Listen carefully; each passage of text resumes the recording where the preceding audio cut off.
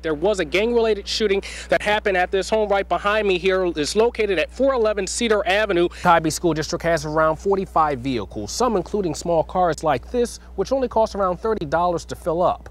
But it costs anywhere from $300 to $400 just to fill up one of these buses. We all know that fighting fires is a tough job, and one of the primary reasons why it's tough is because of this stuff.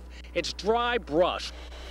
7 people were wounded, at least 2 critically, when a gunman opened fire in a casino near Seattle. Witnesses say the shooting happened on the casino's dance floor, according to police. The issue of gang violence is more than just stats and recommendations. It's also a real problem here on these streets. Right now, police have cornered off a small section of Salmon Drive as they continue to investigate the murder that occurred inside that beige home last night. Now, winter weather like this certainly is very treacherous for a lot of drivers. We've talked about a lot of accidents out here. Well, there are some things that you will need if you're going to hit the roads. The water's rising so fast that it's now starting to spill onto the land. As a matter of fact, I'm standing in some of that water at this moment.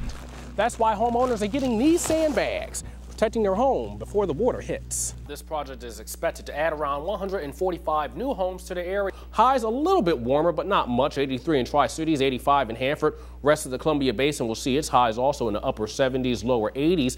Hey, thanks a lot, guys. You know, the donation effort has been phenomenal. Folks are coming in. We've been seeing cars line up. Folks dropping in money, folks dropping in cans, and even large companies are donating food. Take a look at this bin. It is filled with food that has been donated.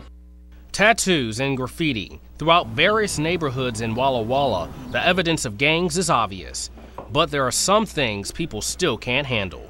What was really surprising to me is how young individuals get involved through family members who are currently involved. Seeing pictures of babies with gang paraphernalia already on them is just surprising to me. Inside, the study shows gang membership increased between Burbank and Dayton from the Snake River to Milton Freewater. Currently, police are tracking 300 to 500 active members. Members who will find it harder to get out. In times past, in order for a kid to get out of a gang, he has to be jumped out of a gang.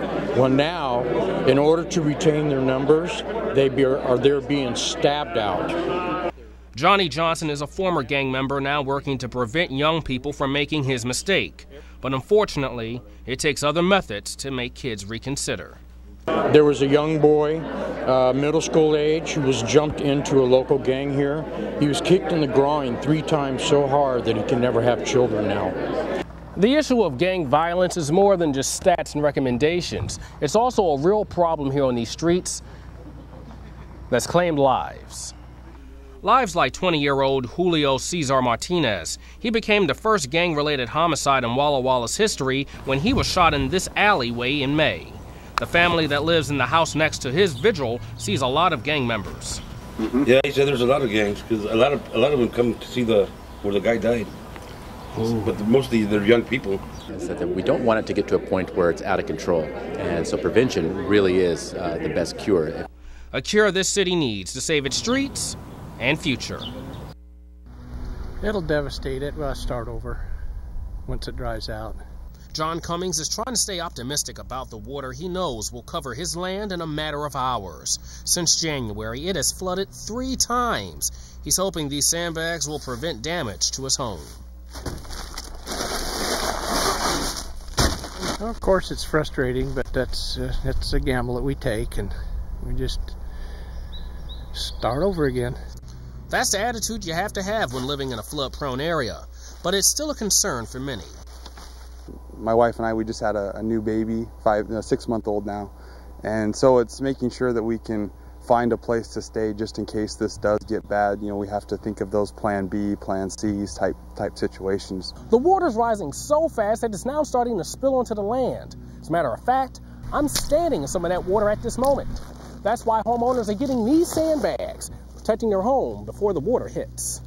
We've been started, I think, around 10 o'clock this morning. We got sand from the city of West Richland and sandbags from the county and emergency management, and we're just trying to get some pre-filled before the big rush hits us. These firefighters filled 100 bags in just 2 hours. They've seen a steady stream of people coming to Fire Station 410 on Gross Cup and Harrington Road.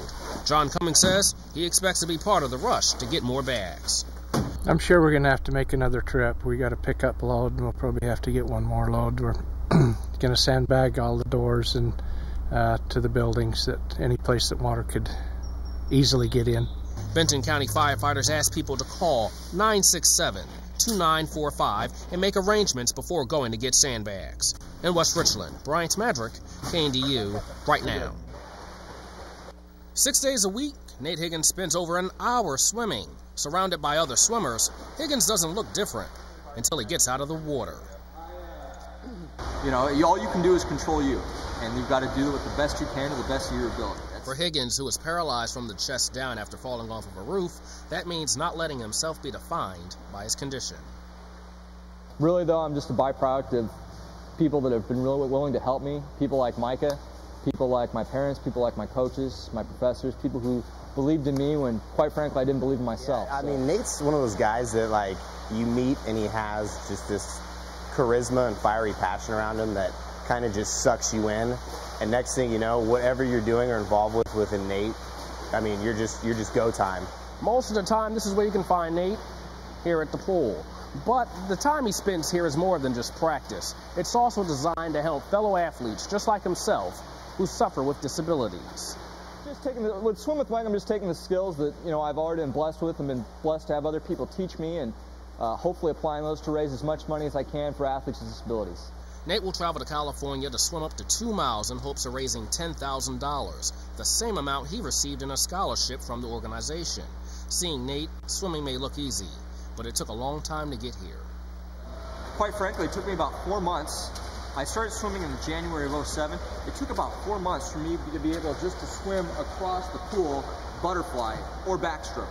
Higgins' message to anyone facing challenges is staying disciplined, having a game plan, and sticking with it. And that's not just swimming, that's life. In Richland, Bryant, Maddrick, KNDU, right now.